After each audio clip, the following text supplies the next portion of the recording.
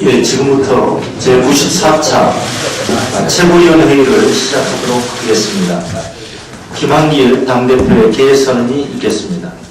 예, 제94차 최고위원 회의를 시작합니다. 김한길 당대표의 발언이 있겠습니다. 민생과 관련한 주요 법안들이 정쟁의 대상이 돼서는 안 될 것이라고 박근혜 대통령께서 최근 말씀했습니다. 제가 대통령께 드리고 싶은 말씀을 그대로 대통령께서 말씀했습니다. 정부가 제출한 민생 법안이 무엇인지, 국민께 약속한 민생복지 예산은 어디에 숨겨놨는지 도무지 찾을 길이 없습니다. 정부가 내놓은 예산안은 민생 포기 예산, 공약 포기 예산입니다. 어르신들 경로당 난방비도 빠뜨린 정부 예산안이 과연 민생 예산입니까? 민주당은 정부가 제출한 문제투성이 예산안을 바로잡아서 민생경제 회복에 최선을 다하고 있습니다.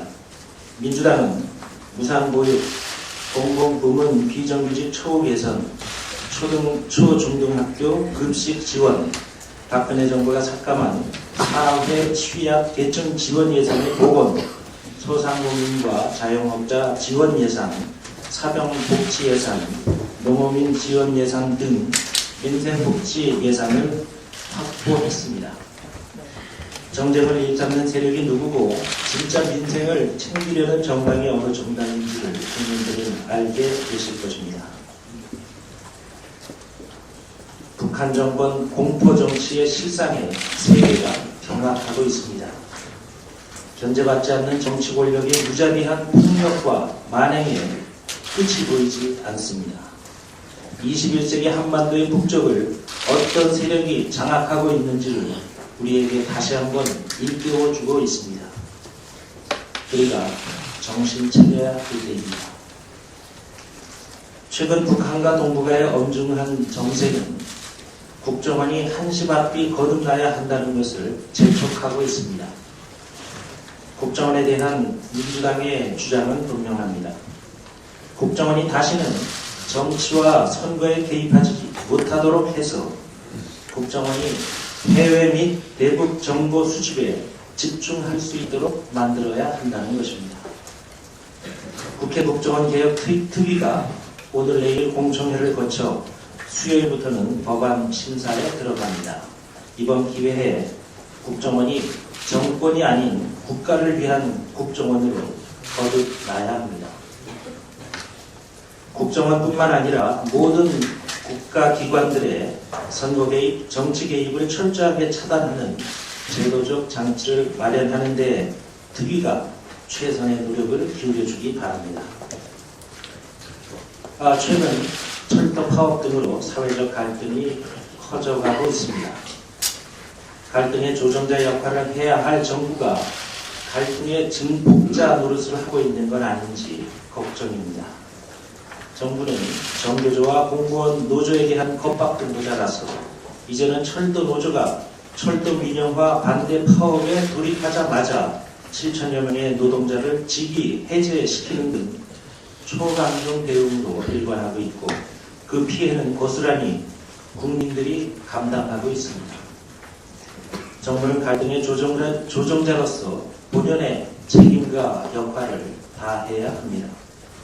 정부는 갈등의 주체들 역시 모두가 대한민국 국민이라는 것을 잊지 말고 갈등 조정과 합리적 대안 마련을 위한 사회적 대타협위원회 구성 등 국민 대통합을 위한 정부의 역할에 최선을 다해주기 바랍니다. 지난 대선이 끝난 지 1년이 다 돼갑니다. 그런데도 지난 대선의 어두운 그림자가 여전히 우리 사회를 압도하고 있습니다. 박근혜 대통령은 당선이 확실시된 작년 12월 19일 광화문에서 이렇게 당선 소감을 밝혔습니다.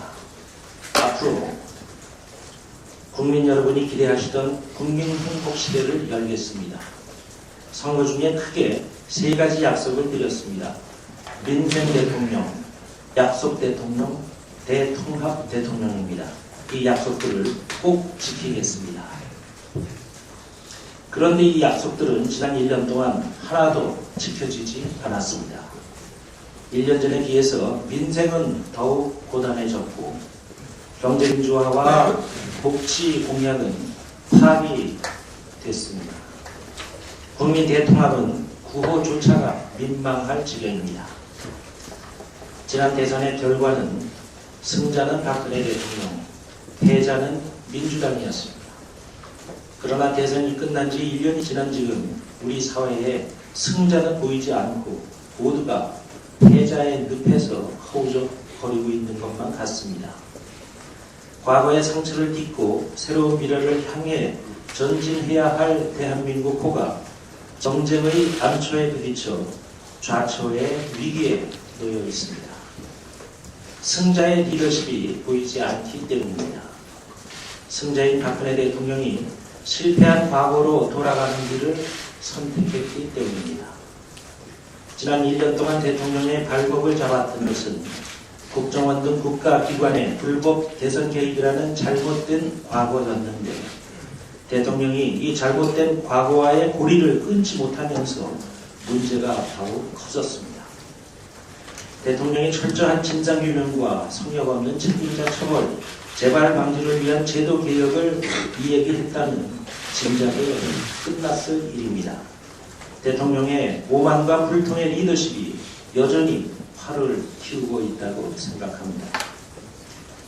대선 1년이 지난 지금이라도 대통령의 결단이 있으시기를 촉구합니다. 이상입니다. 네, 다음은 전병헌 원내대표의 발언이 있겠습니다. 안녕들 하십니까? 한 명의 고대생이 대자보를 통해 던진 물음입니다. 이 질문이 대학가에서 지금 불불처럼 번지며 작은 목소리에서 크다란 울림으로 진화하고 있습니다. 국정원 불법 대선 개입, 그리고 철도 파업, 밀양 송전탑 사태에서의 권력의 폭력, 또 사회 전반에 만연한 갑의 횡포에 안녕하지 못하다라는 분노의 외침입니다. 대자보의 확산은 박근혜 정권의 불통에 대한 경고입니다. 국가기관이 대대적으로 선거에 개입하고 파업에 참가했다고 8,000명에 가까운 노동자를 직위 해제하는 현실, 그리고 대통령 사퇴를 주장했다 국회의원을 제명하겠다고 하는 황당한 상황에 대해서 대학생들은 더 이상 참을 수 없다는 선언이기도 합니다. 저 역시 기성세대 그리고 정치인의 한 사람으로서 무거운 책임감을 갖게 됩니다. 정파적 입장을 떠나서 정치가 국민의 고통을 덜어주고 우리 사회의 문제들을 풀어내는데 제 역할을 하지 못하고 있다는 현실을 반성하지 않을 수 없습니다. 민주당은 보다 치열하게 그리고 유능하게 노력하도록 하겠습니다. 특정 계층만 안녕한 사회가 아니라 국민 모두가 안녕한 사회를 만들기 위해 최선을 다해 가겠습니다. 박근혜 대통령과 새누리당은 대학생들의 외침을 새겨 들어야 할 것입니다. 더 이상의 불통을 고집하면 현 집권 세력 모두 안녕치 못할 수도 있다는 점을 깨달아야 할 것입니다. 북한의 장성택 처형을 보면서 우리의 분단 현실을 새삼 상기하게 하고 있습니다. 전 세계 어디에서도 볼 수 없는 시대착오적 공포 정치가 북한에서 버젓이 일어났고 그걸 전 세계에 선전하는 야만적인 상황을 목도하면서 깊은 우려를 갖지 않은 국민은 없을 것입니다. 현재 북한의 권력부대의 심각한 변화는 분명한 상황으로 인식될 수밖에 없습니다. 그러나 정부는 북한의 영향을 면밀히 주시하고 차분하고 정확하고 냉정하게 대응해야 할 것입니다. 호들갑을 결코 떨어서는 안 될 것입니다.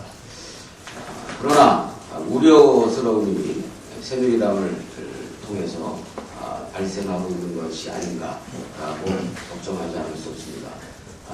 새누리당은 최근 북한 상황을 핑계로 국정원 개혁에 딴지를 걸고 나섰습니다. 국정원 개혁의 본질을 호도하는 잘못된 주장입니다. 북한 분단 현실에서 북한은 변수가 아닌 상수인 것입니다. 대북 관련 정보 활동 역시 국정원뿐만 아니라 통일부, 국방부 등의 모두의 당연한 일상 업무이기도 합니다. 민주당의 국정원 개혁은 정치 개입을 차단하면서 대북 관련 정보 활동을 보다 유용하고 효율적으로 하자는 것입니다. 민주당 개혁안은 국정원 힘빼기가 아니라 국정원의 고유 기능 강화인 것입니다. 눈앞의 일을 핑계로 국정원 개혁이라는 국가 100년 대계를 흔들어서는 결코 안 될 것이라는 점을 분명하게 경고합니다. 새누리당은 더 이상 국정원 개혁에 딴중만 걸지 말고 대한민국이 보다 건강하고 튼튼한 민주주의 국가로 거듭날 수 있도록 적극적인 자세를 보일 것을 다시 한번 촉구하고 경고합니다. 2014년 예산안 심사가 진행 중입니다. 현재까지의 심사 내용은 민주당의 심사 잣대가 민생이라면 새누리당은 오직 대통령입니다. 지금까지 107개 사업 총 5,707억 원의 삭감을 진행을 하고 있습니다만 새누리당은 소위 박근혜표 예산 34개 사업에 대해서 삭감을 반대하고 있습니다. 자세한 사항은 어제 최현정 간사를 비롯한 예결 소위원님께서 잘 브리핑해 주셨습니다. 새누리당에게 다시 한번 경고를 합니다. 새누리당은 대통령만 볼 게 아니라 국민을 바라봐야 합니다. 부자 감세 철회를 통해 민주당은 반드시 위기에 빠진 민생을 구하고 그리고 지방을 살리고 재정을 살릴 수 있는 예산안을 만드는데 최선의 노력을 다할 것이라는 점을 다시 한번 분명하고도 확실하게 말씀드립니다. 이상입니다. 다음은 신경민 최고위원 발언이 있겠습니다. 1년 전 오늘 12월 16일 밤 11시는 경찰의 수사 조작 발표로 사실상 대선이 끝난 D-Day H아워였습니다. 이번 주부터 연말까지 1년 된 정치적 파도의 여파가 몰려옵니다. 개인 일탈이라는 조호영 청와대 행정관에 대한 영장 심사, 역시 개인 일탈이라는 사이버 사령부 범죄에 대한 국방부의 수사 발표, 윤석열 지청장에 대한 법무부 징계 확정, 김용판에 대한 구형, 손석희 앵커에 대한 방송 심의가 예정되어 있습니다. 원세훈 공판에서는 무죄 프로젝트가 추진되다가 2,200만 건 트윗 등으로 도저히 무리해지자 이제는 재판 지연 작전으로 바뀌었습니다. 특검 법안 발의도 곧 나옵니다. 여러 종교는 한 목소리로 하야 촉구를 소리 높이고 대학생들은 안녕들 하시냐고 심각하게 묻고 있습니다. 철도를 비롯해 용산, 쌍차, 진주, 밀양, 전교조, 전공로가 모두 신음하고 있습니다. 문학계 원로, 인기 연예인들마저 원고 거부, 섭외 중단 등 기묘한 일이 벌어지고 있습니다. 전대미문의 장성택 사태를 이용해서 국정원 개혁에는 브레이크가 걸리려 하고 있습니다. 논리적으로는 장성택 사태로 국정원 개혁이 더 화급해졌고 북한 급변 사태가 내부에서 보이지는 않지만 이를 역이용하는 겁니다. 대선 1년을 맞는 오늘, 이번 주 우리 정치와 사회, 나아가 한반도 전체가 안녕하지 못한 건 분명해 보입니다. 이제 길은 외길입니다. 먼저 총체적 민관군의 선거 개입, 경찰의 수사 조작, 대화록 유출과 악용에 대해서 이명박 전 대통령의 책임을 물어야 합니다. 덕본 것 없다, 의혹 살 일 없다는 대통령 말에 신뢰를 실으려면 그렇게 해야 합니다. 그 외에도 이 대통령의 책임은 많아서 4대강, 원전과 자원외교, 민간인 사찰, 제2롯데월드 허가, 내곡동 사저, 중변 득계, 뉴타운, 그리고 원주인 BBK, 도곡동, 다스 실소유 등을 물어야 합니다. 또 청정관 진실 은폐에 대해서 진상 규명을 선언하고 이에 실질적으로 들어가야 합니다. 이것은 현 정권의 핵심을 향하는 만큼 제대로 특검으로 갈 수밖에 없습니다. 특검을 마냥 기다릴 수는 없고 여야가 사자 합의에 합의한 대로 즉각 특검 논의를 시작해야 합니다. 1년 동안 정권은 여러 번 기회를 놓쳤습니다. 그리고 진실은폐 유혹에서 벗어나지 못했습니다. 기회는 남아있는 것으로 보이지만 기회가 항상 기다리고 있는 건 아닙니다. 대선 1년을 맞는 시점에서 우리 모두를 안녕하게 하는 길은 진실과 역사에 마주하는 길밖에 없습니다. 이상입니다. 이어서 조경태 최고위원 발언이 있겠습니다.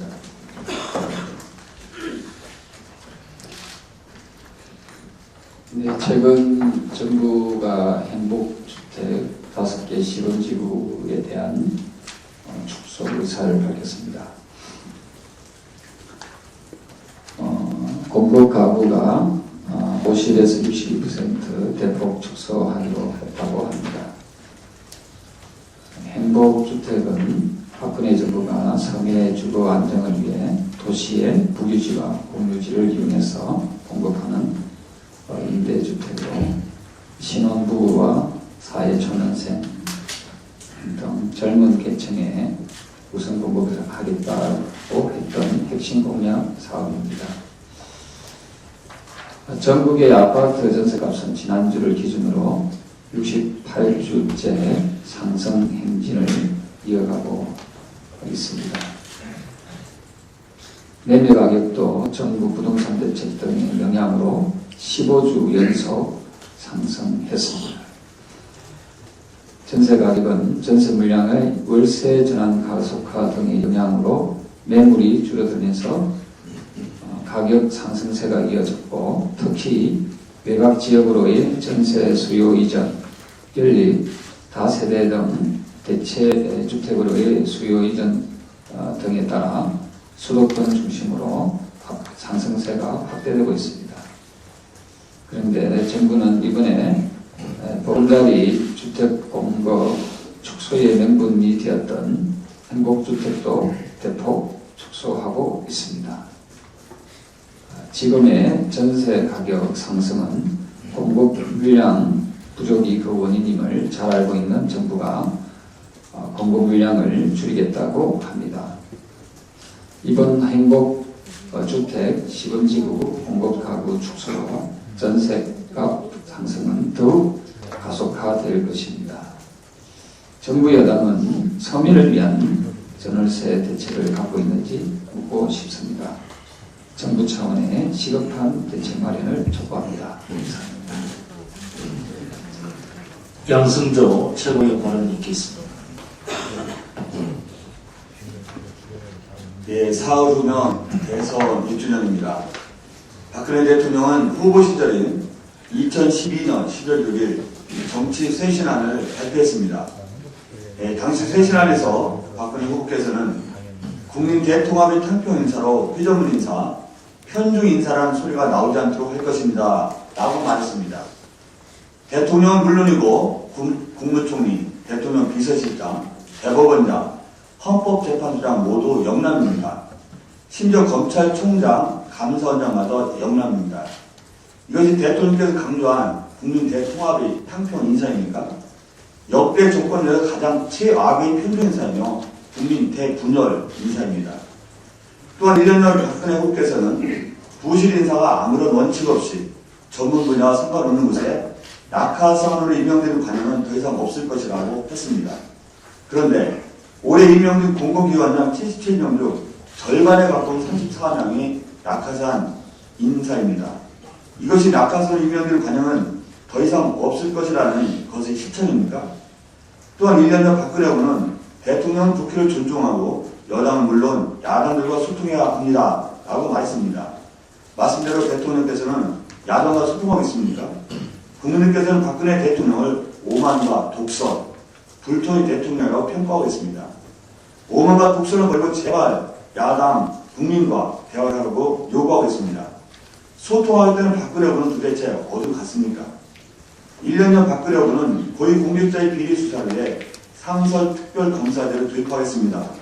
현행처럼 사업별로 특별검사를 정하는 과정에서 정치 공방이 벌어지지 않도록 할 것입니다. 라고 말했습니다.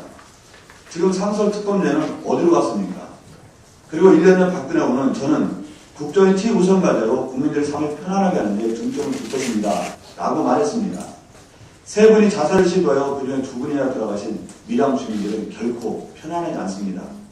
철도 민영화 저지를 위해 파업에 참가했다고 직위해제당한 8,000명이 넘는 조합원들은 결코 편안하지 않습니다. 법인 노조가 된 종교조 선생님들은 결코 편안하지가 않습니다. 국민들이 2층 안녕들 하십니까라는 외침이 전국에 울려 퍼지고 있습니다. 야당 의원의 발언을 빌미로 국회가 열린 날 해당 지역구에서 여당 의원 및 당원이 수천 명이 장애 집회를 했는데 해당 야당 의원은 물론이고 야당 의원 모두가 편안치 않고 두려울 것입니다. 국민들께서는 안녕하지 못하고 대통령 신기를 걱정하는 측근들에 의해 오직 대통령만이 안녕한 놈이 아닌가 싶습니다.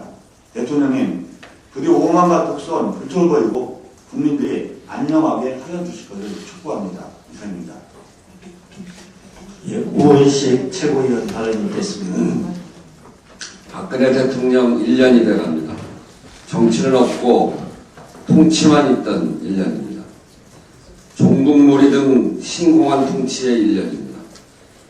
국정원 불법 대선 개입 사건 은폐와 물타기를 한 1년입니다. 본인이 떳떳하다면 현재 진행 중인 검찰 수사를 제외하고라도 나머지 군, 보훈처, 안전행정부의 개입 의혹, NLL 대화록 유출, 이명박 정권의 비리와 국정원 댓글과의 관련 사안 등에 대해서 특검을 통해서 밝혀야 하는데 하지 않는 일입니다. 경제민주화 약속은 어떻습니까? 지난 6월 국회에서 민주당이 주도한 경제민주화 입법 후 경제민주화는 사실상 끝났다고 셀프 종료를 했습니다. 최근 발표한 제4차 경제활성화 정책을 통해 기업 규제를 전면 완화하겠다고 합니다. 55세 이상은 파견을 완전히 열어놓겠다고 합니다. 대기업들의 손톱 및 가시는 뽑으면서 600만 자영업자와 750만 비정규직의 비명소리는 들리지 않는 모양입니다. 경제민주화 약속 파기 등 대선 약속 파기한 1년입니다. 인사는 또 어떻습니까? 박근혜 대통령 이후 임명된 78명의 공공기관장 중 총 45%가 낙하산 인사라는 분석이 있을 만큼 역대 어느 정부보다 더 심한 낙하산 인사입니다. 2008년 참여연대가 분석한 이명박 정부 초기 32%보다 훨씬 높습니다. 인사를 망친 1년입니다. 경제와 민생 아무것도 한 것이 없는 무의도식 정권 1년입니다. 가계부채 천조, 전세 대란에 아무 대책도 없고 주민동의 의견 수렴 없이 강행한 행복주택 20만 호도 14만 호로 축소했을 뿐 아니라 14만 호조차 주민동의가 어려워 실제 진행이 쉽지 않습니다. 주택정책이 실패했습니다. 외교정책 어떻습니까? 지지율 하락할 때면 해외 순방을 통해서 본질적인 외교 성과보다는 대통령의 패션, 외국어 연설 등 주변 신변잡기 수준으로 전락되고 있습니다. 대통령이 청와대에서 중국어로 연설하고 있는 와중에 중국은 방공 식별구역에 대한 치밀한 사전계획을 진행시켰고 일본의 집단 자유권에 대한 국민적 반대에도 불구하고 미국 눈치 보느라 아무 입장도 내놓지 못하고 있습니다. 그리고 독재와 친일미와 역사 왜곡을 통해서 민족의 정체성마저 해치고 있습니다. 이를 모두 합치면 정치는 없고 통치만 있는 1년입니다. 답답하고 앞으로 걱정되는 1년이었고 그래서 국민들은 안녕들 하십니까 하고 서로 안부를 묻는 상태가 되었습니다. 총체적인 불통의 1년을 거치면서 큰 소리로 한마디 합니다. 정신 차리십시오. 국회 청소 용역 노동자들 문제에 대해서 한 말씀하겠습니다. 국회 청소 용역 노동자들에 대한 직접 고용 문제 해결을 1월 말로 늦춘 데 대해서 참을 수 없는 분노를 느낍니다. 때만 나면 민생을 이야기하는 새누리당이 이렇게까지 국회에 함께 있는 구성원들에 대해 야박하고 매몰차게 할 줄 몰랐습니다. 새누리당은 취미가 국민 무시고 특기가 공약 파기입니다. 무려 2년 전에 새누리당 출신 국회의장의 한 약속이었습니다. 그런데 새누리당 출신 국회 사무총장은 아직도 시간적 여유를 달라고 합니다. 이게 무슨 뻔뻔한 소리입니까? 청소 노동자들의 고용 불안을 뻔히 보면서도 여태 놀았단 말입니까? 청소 노동자들 모두 이미 재계약 만료 통보를 받고 지금 이 시간에도 불안감에 떨고 있는데 1월까지 미룬다고 한다면 그걸로 끝입니까? 양심이 있으면 미안해서라도 그런 소리는 못했을 것입니다. 정진석 사무총장은 즉각 사과해야 합니다. 우리 당 원내 지도부에게도 유감입니다. 밀려서도 안 되지만 밀릴 이유도 없습니다. 더 이상 무슨 시간적 여유가 필요합니까? 국회 사무처 직원 13명의 직원을 늘리는 일을 통과시키면서 약속을 지키면 그만인 일을 약속을 어겼는데도 어깃장 놓는 자들의 뜻을 다 받아줄 정도로 여유가 있습니까?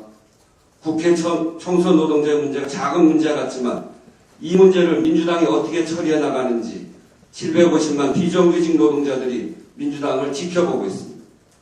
이번 문제를 어떻게 해결하느냐에 따라 민주당에 대한 국민적 냉소와 불신이 반복될지 새로운 희망을 기대할지 달려있다고 해도 과언이 아닙니다. 이것은 민생 노선에 관한 문제입니다. 다시 한번 강력히 촉구합니다. 강창희 국회의장은 즉각 약속을 이행하십시오.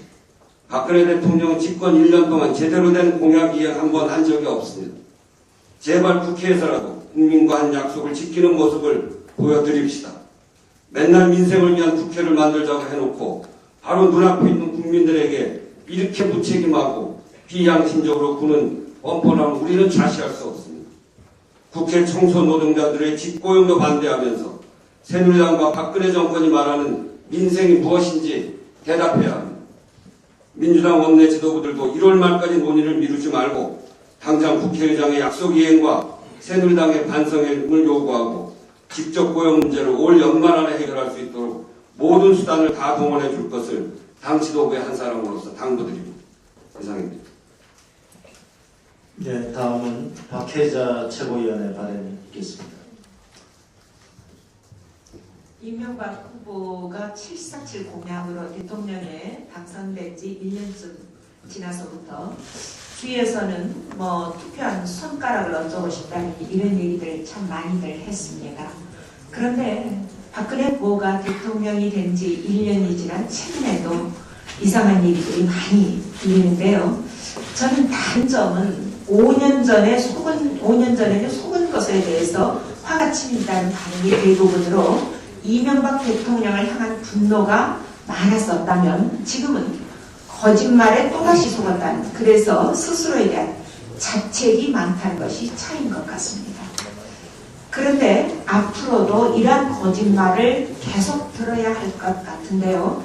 최동욱 전 검찰총장 관련한 개인정보 유출 의혹을 조사하고 있는 검찰이 제3의 인물이 있다는 진술을 확보해서 조 행정관의 개인 일탈이라고 몰아붙였던 청와대 주장은 거짓말로 드러나고 있습니다. 또 철도 민영화, 영리병원 허용 등 모두 다 않겠다라고 했는데 이것도 거짓말인 듯 합니다. 대선 때 국정원에 도움받지 않았다는 말도 국정원 투입 2,200만 건이 드러나면서 거짓말이 더 가고 있는데요. 이 정권에서 참말을 찾기란 참으로 어려운 것 같습니다. 피노키오는 거짓말을 하면 코라도 커지지 않았습니까? 그런데 박근혜 정부 인사들은 거짓말을 해도 얼굴조차 붉히지 않습니다. 그래서 저희가 매번 속아 넘어가는 것 같은데요. 이제는 거짓말할 때마다 광화문에 레드 카드라도 걸어야 되지 않을까 싶습니다.